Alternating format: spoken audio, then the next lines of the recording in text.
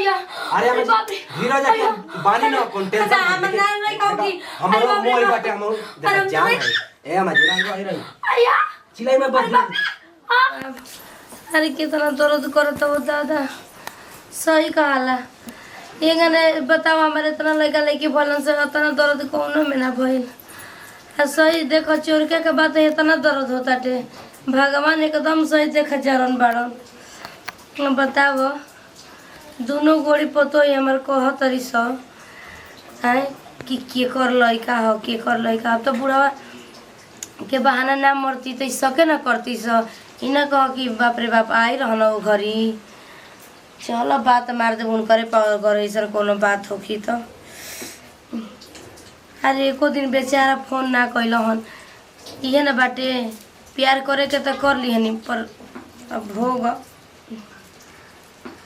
Phone करे देखी तो का करता इनकर चिंता बाटे का हम बतावे जाए कि दामादे के हमारे लड़का हवे लाज के बात ना बाटे उस समय बुझाइल ना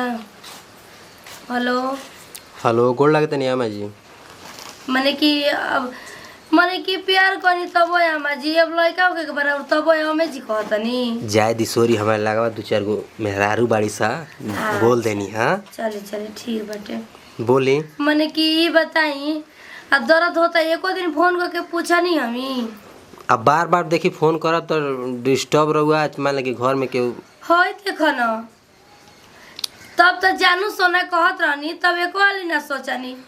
आज देखो तनी अब तो भइल बाटे तो मने कि उल्टा सीधा बतियावे लगनी हो अरे ना जानू हम बानी अभियो प्यार करिला टेंशन काहे लेत रही अरे बाप रे एगो काम करी न का बोलो जान अरे आगे वो खा दीजिए न तो लिया के चली कोनो हॉस्पिटल में हमके भर्ती करी काहे से न कि अब हमार बहुत ही दर्द होता है एकदम बर्दाश्त नहीं होता सच में खीस भरी न तो कहीं जाके हम जानून दे के मर जाए सोच रही कि दू को पाप हो की अरे ऐसा मत बोला ना ए सोनी ऐसा मत बोला हम बानी ना का बानी बताई तो कोनो दिक्कत नहीं के लेकिन बस रघुआ मत बताई हम कुछ नहीं के जानता नहीं आई फोन रखा नहीं हमारे बैठ नहीं के जा अरे बाप रे बाप दू गो बाड़ी से दोनों गोड़ी पूछा तो नहीं की सकी हो तो मुनी पानी छ न मम्मी जी एकदम से मन जा का भेल मम्मी जी आया अरे ढेर दो तरह हमरा के ले जो से कोई हॉस्पिटल में रे अरे माई माई रो रो न मम्मी जी बुझाला ना तब करे उमर रहे का रो नहीं का खावे के अरे का कर भगवान दे दियो न तब फेंकी भगवान दे तो कंट्रोल करी अब बुढ़ा गईनी ना तो वो तो बाहर से आए हम कोई के दूरे दूरे रहो तो उनका समझ में ना आपको जी के ना बुझाइबे ना करला तो उनको बताई तो हम केकरा से का कहे जाई अरे बाप अगर कही ना कि देखा बुढ़िया बुढ़ाती लड़का के लाजो तो लागत अब केकरा से हम ना कहे जाए अरे बाप रे कौन बुझारी कहती है रे हमनी के समझ दूसरा का होगा हमें मर्दे के ना होवे हैं हम वही गाड़ी कहानी उनकर के क्यों परेशान करा देता ना सुना ना और ज्यादा हमरा समय होला एगो उम्र होला अरे बाप रे मत दीदी सुना तनी जी अरे माई रे आय तनी आई है निया ना तनी कुछ लिया हो सच्चाई में बना के गरम तनी सुनी अरे मन गोड़ा तो दुखा करे बाप ये जी का करी हमरा बुझाते नहीं के देखी ना पहले अरे ले चलो सर दादा हमारा के हॉस्पिटल में घुसबा मन नहीं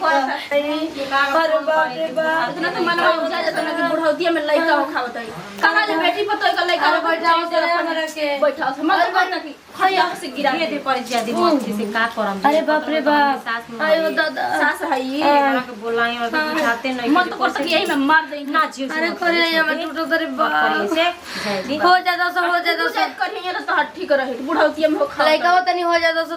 तो के हम बतावत नहीं तो रोइठल हम निकालत नहीं बुझाते आया अरे फोन तो करो जैसे कोई का काम कर कुछ मत करिए मारे चले ना चाय बना के मारू नहीं खींच जाते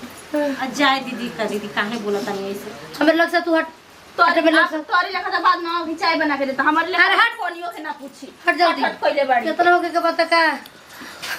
ई न बोली सुना बाबा त न हबे फोन करतनी का चाहत रन ओयन कि ना ये ना के हो का सुनकर लइका त दूसर के जिम्मेवारी लेई हैं अरे छुप छुप के जब एथु कइलन तब ना सोचलन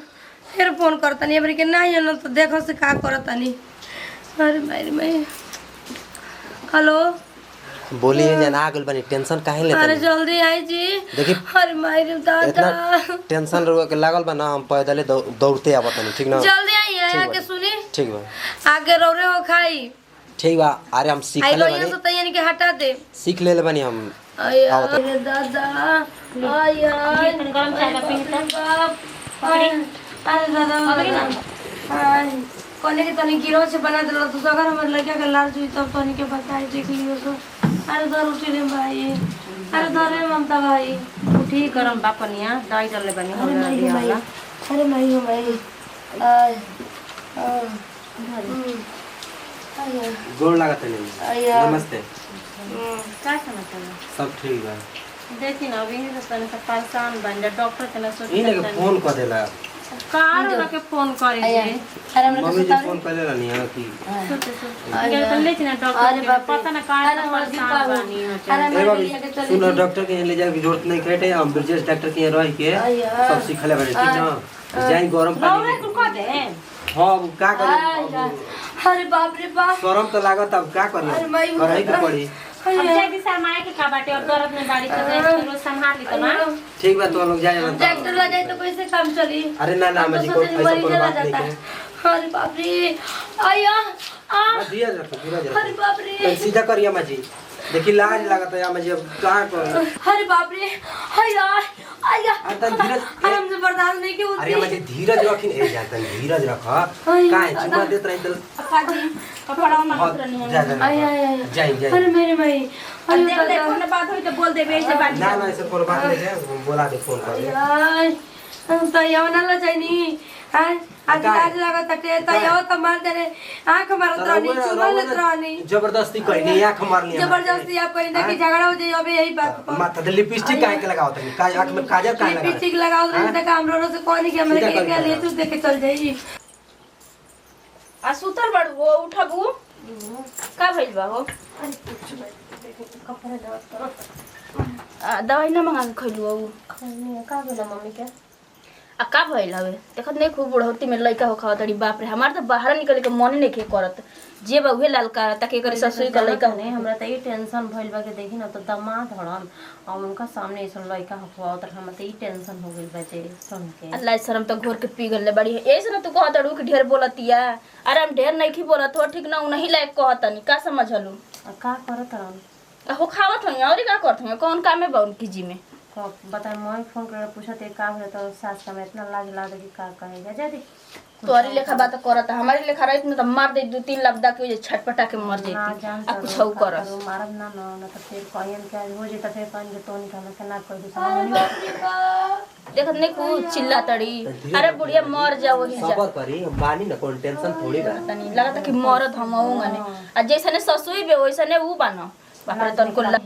बोलो हम तो कभी सूत के ये सोचत नहीं हमारा नहीं बुझा कि पापा जी के हो समझ गई नी आ तू सही को हतड़ू बुढ़िया जरूरी बताई पहले आके पहले ही या तना बतिया उतर लिंक करा ले हां दम डाले हां उ तो दिन रात बतियावे आज देखी दर्द भइल बा या जा भइलन आ ना कुछ मिठाई ना सिठाई में तो बुझाता कि जैसे बोलावल गइल बटे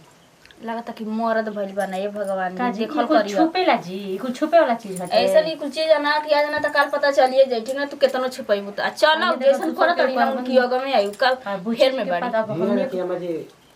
तड़ू मरद लेखा अगल खोकला जातो नहीं खे लाज लाता देख के जाते आ जाए तो कुछ सुत रहा दवाई में खा लिया ठीक ना हम लेके आओ तनी हैया अरे मजी धीरज रखिए बानी ना कोई टेंशन अच्छा, हम ना नहीं कहूंगी। हमरो अरे बाप रे मोई बाप। बाटे हम अरे हम जान नहीं- है ए मजी रही हैया चिल्लाई में बस हैया बस टेंशन अरे नहीं बाप रे किम किम किम किम किम किम किम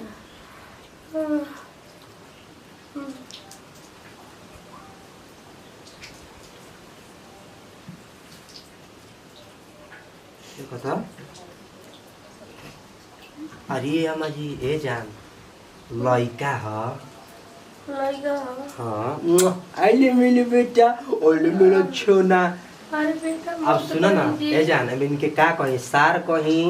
कि बेटा कहीं का कहीं इनका के हमार तो दोनों पदवा हुई ना ए भाभी भाभी आई आई हो गइल देखी नॉर्मल में एकदम आराम से कह देनी कोनो दिक्कत नहीं के ना दर्द ना सब कुछ हो ना ओले मेरी बच्चा ओले सोना बच्चा बच्चा बच्चा देखा ना खिलाओ खिलाओ खिलाओ देखा था तोप लो बढ़िया से तोप लो तब खिलाओ देखता आ ठीक बानी ना हां के करी में बच्चा है रवा ए तो एकदम आपे लेखा लौकता जी का भइल बचे लइका वो खेलाई जा ठीक ना हमने के तेवर के कमी रह हां ना सिखले रहती तो होइबो ना करी आ डॉक्टरी में जाई अब फिर होई मम्मी जी के तरौरे के बुलाओ जाई आपे चल जाए हमने के का हो वो खाई जा मम्मी जी के खवावत रहे हम जाता नहीं जब हाथ में जल्दी चले हां वो तनी मने वहां में मिला त अल्लाह खिलाओ बैठा अरे खिलाई ना रहो पर जाला पर जाला अपन से अपन बाहुन लेखा लागत तन तन वहां में तो पाऊं हां पाउन ये एतना खिलाओ खिलाई सुनो सुनो जा सर न तनी गरम पानी कर सर या दूध हल्दी तो खौला के लिए होती तो के गरम पानी खौला के लिया के तरी पर फेंक देता नहीं तू तो आजा एनी जरे एनी गिर गई तो चाय बना के लिया के देता नहीं मतलब फिर ना के तो फिर डाउनलोड हो जाए ठीक है ना अरे जा जम को तुम करता लिया के तार और को तेल हां रखा था रुक जा तेल इतना अधिका के बना हमारी घर में तो के लिया के रखा था अरे माई अरे दोनों गोड़िया पाप के बैठा तरी सौदा अच्छा ठीक बा देव कैसे करो तरी सो कोई शौक तो नहीं किसी न करो कि झूठे कहो तरी सकार क्यों करे मिले खा चेहरा बाटे अच्छा हम संभाल सब ना करियो सको